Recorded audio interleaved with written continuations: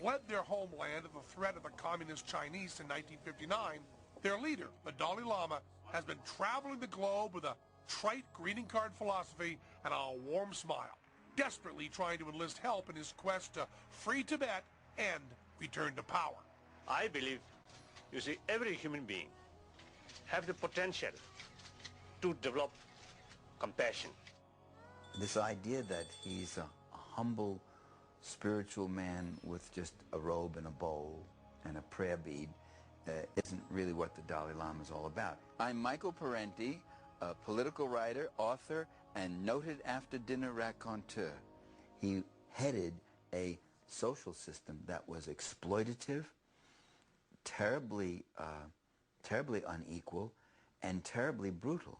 Tibet was Shangri-La. That is, if you were the Dalai Lama. No wonder he wants it back. He had a palace and a pile of servants. The rest of the Tibetans lived in huts and ate roast barley meal and yak butter tea. You had a privileged priest class living in utter luxury and opulence, and you had a mass of serfs living in utter misery. And if you broke the law, then torture and mutilation, including eye gouging, the pulling out of tongues, and even disemboweling were reportedly common punishments. The Dalai Lama sounds more like Mo Howard than a saint. Woo! Wise guy. Yeah, those are eyeballs. Since Mr. Lama has been run out of Tibet, the Chinese have introduced secular education, running water, and electricity. So maybe life is a bit better on the ground there. Of course, the Chinese have also thrown thousands into labor camps and prisons, stopped as much free speech as possible. Then there's that whole fucked up communism thing. But if you ask Tenzin Gyatso, DBA Lama, what is it with these holy people and their aliases? His holiness will tell you that he must return to power for the good of his people.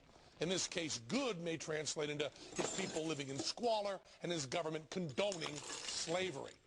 Remember, the lesser of two evils is still evil, and the enemy of my enemy is not my friend. As this State Department internal memo reveals, the Dalai Lama at one time took $180,000 a year from the CIA for his living expenses, and $1.5 million a year from the spy agency to finance Tibetan guerrilla operations against the Chinese, which included running a covert guerrilla training center in Colorado. Maybe they were non-violent covert guerrillas. Violence and telling lies, cheating, these I believe basically against human nature.